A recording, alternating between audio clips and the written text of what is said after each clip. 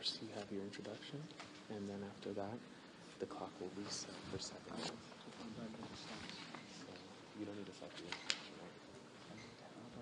Oh, it'll be back and forward.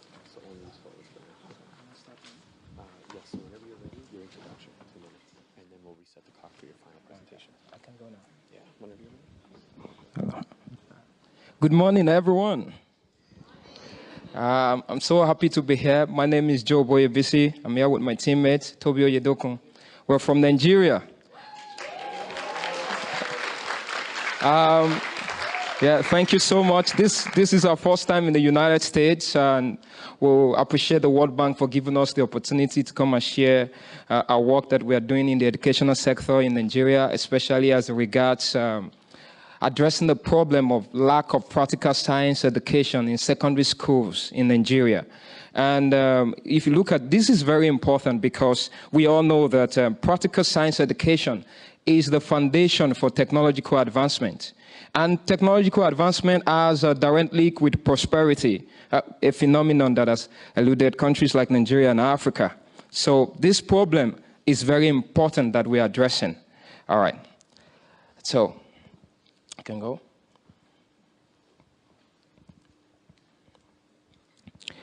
All right, yeah, you see there, the problem.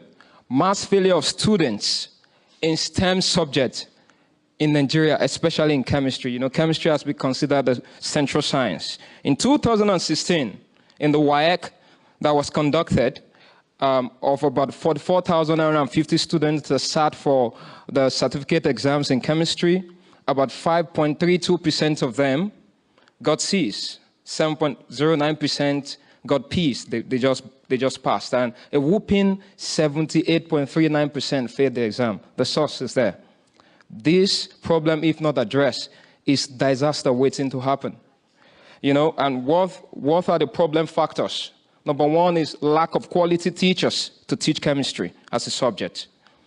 Number two is lack of well-equipped laboratories for practical instructions to deepen the understanding of the subject, because the student can't really relate with the subject. You know, they hear about atoms, molecules, they hear about compounds, things they've not seen. You know, they can really appreciate it. And number three is lack of digital tools for chemistry practicals and assessment. Look at this picture. I know you remember it. This is a typical laboratory in secondary schools in Nigeria. This is the kind of laboratory we had in the school that I attended, you know. And we don't always have equipment, we don't always have materials to perform experiments, so the laboratory became like a normal classroom. You know, and with the expectations of your parents and the country that you become the next Einstein, the situation really becomes complicated. Okay, so this was a problem that we went through, you know, but thank God when I started working before I entered into university, I got myself some good foreign textbooks. I saw pictures of chemical compounds, how they look like, equipment, you know, it was fascinating. I said, this is a solution. This is a problem we have to provide solution to. You know, so when I got to the university, I started learning about new technologies, you know, provided by great companies right here in America, Microsoft, Kinect, Intel, RealSense. And then we began, with my team, we began to think about, you know, something that could provide the same experience in the absence of physical laboratories. Something that could do that. That, you know, the student can, with just a computer in front of them, a desktop, you know, practice, visualize molecules, practice simulated experiment as if it is real life, you know, and then really understand what they are studying and get to know more about it. We called our solution StanLab. STAN, Science Teachers Association of Nigeria. Somebody was saying, is it the name of somebody? I said, no, it's an acronym, you know. To honor the textbooks that I read, you know, it was written by a group of science teachers. So StanLab. What is StanLab? It's a 3D virtual chemistry laboratory software that provides practical science education for students with emphasis on interactivity and immersion using natural gestures enabled by a 3D motion sensing camera, like the Intel RealSense. You know, so if you look at it, StanLab is not the first kind of virtual lab. We have some other ones existing. But those ones use click and drag, they use touch. but we want to provide something that is more engaging, with a computer. Look at this. This is what we're talking about. Look at that hand. You can twist the molecule and see the constituting element. You can perform a simulated lab experiment and see color change. This is what we're integrating into StanLab. These are our cutting-edge features: 3D visualization, simulated lab practicals, real-life application scenarios. When I was studying, I was always thinking, so these things we're learning in chemistry, how do they really apply to real life?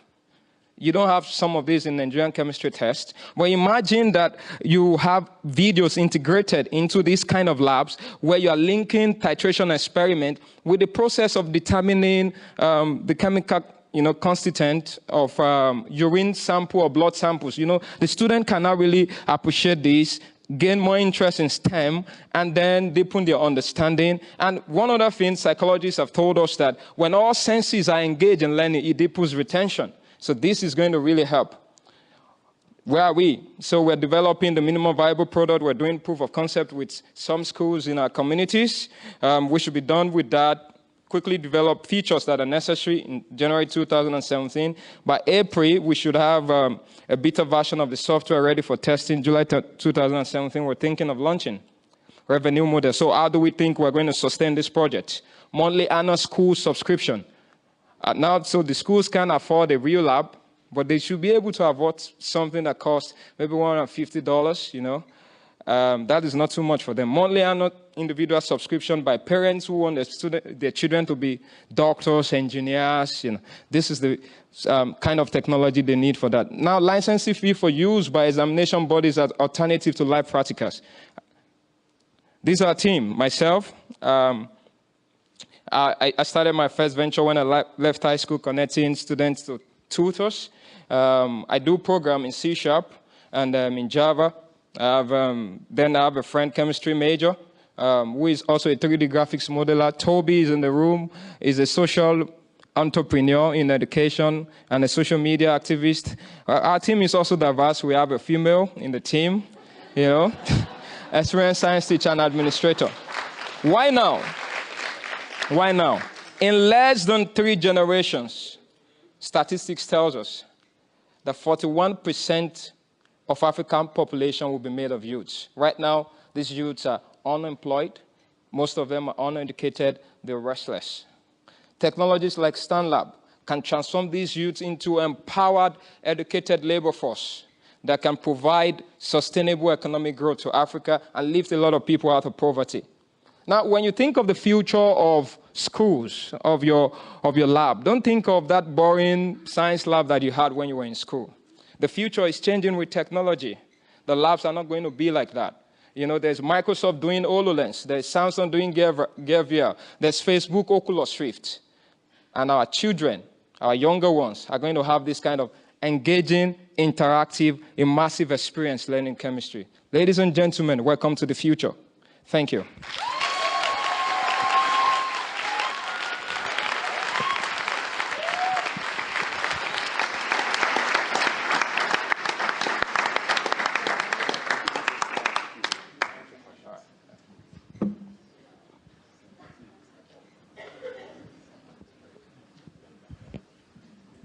Thank you very much. This was very interesting. I want to go back to the science lab, chemistry lab. Okay. I have a question about funding and partnerships. You mentioned Microsoft. Have you spoken to any of the existing big companies about this? Okay. There was a challenge I entered for, the Intel RealSense challenge. So we got the device. I entered this idea for it. We got the device called the Intel RealSense, the 3D motion sensing camera that allows our lab to have the interactivity, students using natural gestures to interact with the 3D objects that they are seeing on the screen. So we are looking for partnerships with people like that. And the Intel regional headquarters is in Nigeria. So what we are doing is, instead of just going to them, we built something that, with my experience, they want to see something that you built already, something very similar. So we have that. So we are building that. Instead of just going to them, just telling them about something, we want to build something that they can appreciate. So we are working on that, man. Yeah, that's what we're doing. Funding. Funding has been a challenge, so we've been bootstrapping most of the time, using our own personal funds. We believe a platform like this is what we're looking for to expose what we're doing, and then we get the right kind of people and investors into our company. Thank you. This is very interesting, and I think you really hit on the challenge of STEM education in Africa, or actually around the world, and it's a huge issue to tackle. My question is, have you also started talking with the government, which will be sort of potentially a major demander of your services in government schools and so on and so forth? So has some discussion started with the federal or the state governments? Oh, thank you, sir. So our government in Nigeria, to break the wall is, they don't answer emails. You don't even know the emails. But what we're doing is, like I said, I believe that you need to start first. In our community, so we have schools that we're partnering with. We think that if we can gain some traction with them, and then maybe the World Bank can speak to a governor of one of the states there, maybe Lagos State. Yeah, we need them to be on board with us because they are not funding the schools to get labs, but they should be able to provide technologies like this to augment for the lack of physical laboratories. Thank you, sir. Are you making all of the content in-house or considering crowdsourcing? Okay, for me, I'm a programmer, and I have someone who is a 3D graphics modeler. So the things that we can do right now, like I said, we're doing the MVP. So in-house, because we have limited funding, we're doing the things that we can do. We're using free open source tools like the Unity game engine, the Blender 3D modeling software. So that is what we're doing within ourselves for now. If we get more funding, we'd like to employ more people, to come on board. So when you mean outsourcing, sir, do you mean we're taking it to another company to build for us? What I meant crowdsourcing. Crowdsourcing the ideas from other people. Right. No. We're building it in-house.